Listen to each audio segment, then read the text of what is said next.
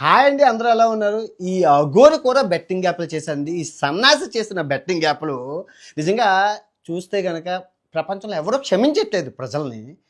పెద్ద సెలబ్రిటీ రానా, ప్రకాష్ రాజ్ దగ్గర నుంచి ఈ అఘోరి, పిల్లిబిత్రుల వరకు బెట్టింగ్ యాప్లు చేసుకొని కొద్దో గొప్ప ఇల్లు, వాకిళ్ళు, కార్లు అయితే కొనుక్కుంటున్నారు. ఎవరు వదలట్లేదు.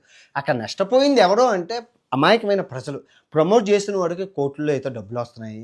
ఈ అఘోరి ఒక ప్రపంచ వింత. ఎందుకు అంటున్నానంటే వీడు అఘోరి కాదు, అమ్మాయి కాదు, నాగసాధువు కాదు, హిజ్రా కూడా కాదు. మరి ఎవరు అండే అంటే అసలు సిస్సులైన నికాసైన మగవాడు.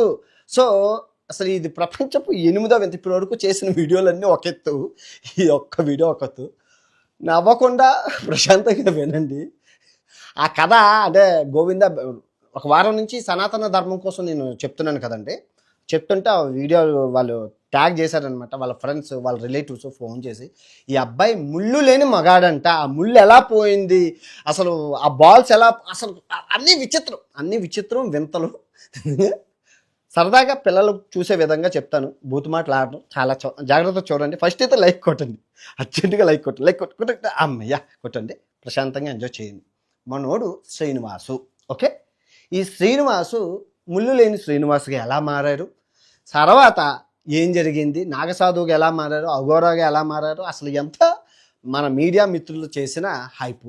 సో అది పక్కన పెడితే దీనికంతా ముందు హిజ్రా అంటే ఏంటో మీకు తెలియాలి. మీ అందరికీ తెలుసు, హిజ్రాలు అంటే మగవాడిగా పుట్టి హార్మోన్ ఇన్బ్యాలెన్స్ అంటారు. హార్మోన్ ఇన్బ్యాలెన్స్ అంటే మగవాడు మగవాళ్ళలాగా, ఆడవాళ్ళలాగా హార్మోన్స్ ఉంటాయి.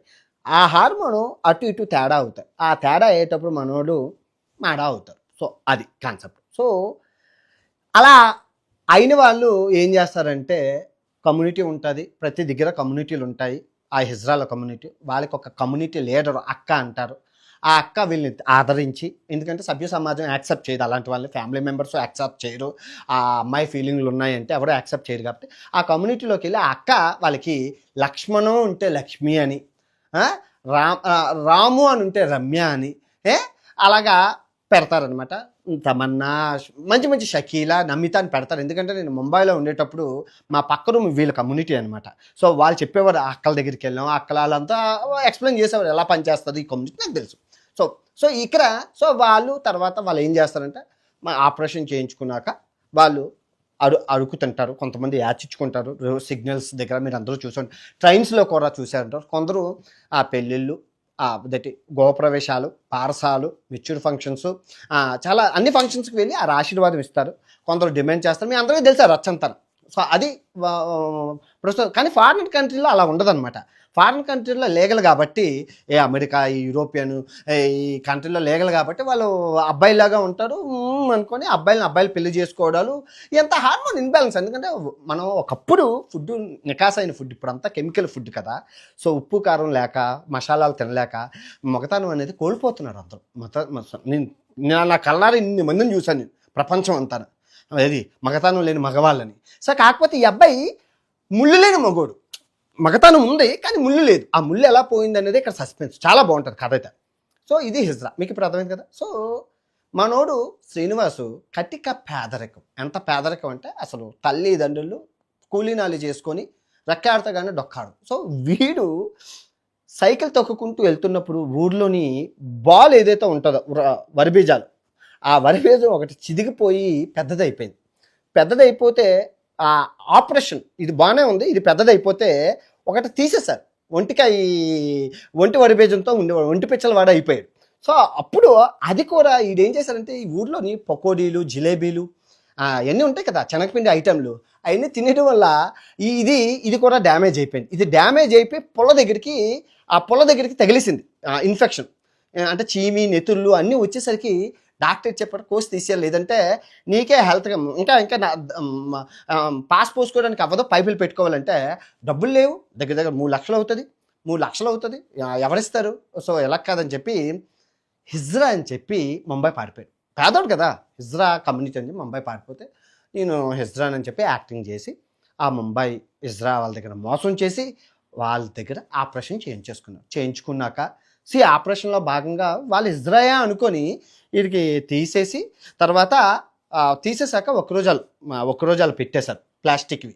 ఒక్కరోజాలు పెట్టేసి ఇంకా ముంబై రోడ్ల మీద అడుక్కోవడం మొదలుపెట్టాడు. ఆ సంపాదన కానీ అదే టైంలో టీవీ9, ఈ టీవీ5, ఈ NDTVలోను నాగసాధువు మీకు గుర్తే ఉండి ఉంటుంది. కరెక్ట్గా 2 years క్రితం నాగసాధువు కాన్సెప్ట్, ఒక నాగసాధువు రావడం, దట్ ఈస్ ఆ శ్మశానంలో నుంచి మనిషి శర్మం తెచ్చుకొని తినడం అవన్నీ టీవీలో చూసాం. సో ఆ కాన్సెప్ట్ మనోడికి బాగా నచ్చింది. ఈ అమ్మ ఇప్పుడు నాగసాధువును అఘోరా అంటే మంచి డిమాండ్ ఉంది మార్కెట్లోని, సనాతన ధర్మం అని చెప్పి ₹5 పౌడర్ ప్యాకెట్ కొనుక్కొని రాసేసుకొని లిప్స్టిక్ రాసేసుకొని ఇంకా మనోడు అఘోరి యాక్టర్తో మన మన మన మన మన తెలుగు రాష్ట్రాల్లో దిగారు. మీ అందరికీ తెలుసు. ఎక్కడా లేని సరుకు తెలుగు రాష్ట్రాల్లోనే ఉంటుంది. మీ అందరికీ తెలుసు. ఒక కుమారాంటి కానీ, ఒక కుర్చీ తాత కానీ, ఒక పచ్చళ్ళు కానీ అవి చూసుకుంటే ఆ గౌరీ కానీ, అసలు మొనాలిసా కానీ, అసలు ఎక్కడా లేని సరుకు మన తెలుగు రాష్ట్రాల్లోనే ఉంటుంది. దానికి గల కారణం ప్రపంచంలో ఏ దేశంలోని లేని 1000కి పైగా మీడియా ఛానళ్ళు మన తెలుగు రాష్ట్రాల్లోనే ఉంది. అంత స్టఫ్ ఉంటుంది మన తెలుగు రాష్ట్రాల్లోని. ఒక అమెరికాలోని 4 న్యూస్ ఛానల్స్ ఉన్నాయి, ఒక కెనడాలోని 2 న్యూస్ ఛానల్ ఉన్నాయి. కానీ మన దేశం అంతా పక్కన పెట్టి ఒక తెలుగు, ఆంధ్ర, తెలంగాణ రాష్ట్రాల్లో 1000కి పైగా న్యూస్ ఛానళ్ళు ఉన్నాయి. ATV, BTV, CTV, GTV, ZTV, RTV, NTV, GTV, ZTV వరకు ఉన్నాయి. తర్వాత A1, B1, C1, D1, A1, L1 ఎక్కడ టీవీలు ఉన్నాయి. తర్వాత 99, TV9, ఎన్టీవీ, బీటీవీ, సీనియర్ టీవీలు మొత్తం అంతా ఇంటికో ఛానల్, ఒంటికో ఛానల్, ఊడుకో ఛానల్, సొంతకో ఛానల్, బొందుకో ఛానల్ మన టీవీ ఛానల్ రెడీగా కెమెరాలు పెట్టుకొని ఉంటారు హైలైట్ చేయడానికి, లేపడానికి. మనోడు కారు కూడా కొనుక్కున్నాడు. ఎందుకంటే అడుక్కున్న డబ్బులు బాగా వచ్చాయి. ఆ కారు కొనుక్కొని మొత్తం సెటప్తో వచ్చాడు, మంచి మెటీరియల్తో వచ్చాడు. ఏది Instagram channel, Google channel, Facebook channel, YouTube channel, media అన్నీ ఉండే మన అన్న స్కెచ్ చేసుకున్నాం. తెలుగు వాడు వీక్నెస్ తెలుసు కదమ్మా, ఎలా ఆడుకోవాలో అన్నీ చూశారు. సీనియర్స్ చూశారు, కుమారాంటిని చూశారు, ఆ ముందును వాళ్ళని చూశారు, ఆ తర్వాత వాళ్ళని చూశారు, కత్తి మహేష్ని చూశారు, శ్రీరెడ్డి, వీళ్ళందరినీ చూసుకొని వచ్చాడు. చదువుకున్నాడు కాబట్టి ఆ మాత్రం నాలెడ్జ్ ఉంది, ఎలా ఆడుకోవాలో తెలుసు తెలుగు ప్రజల్ని.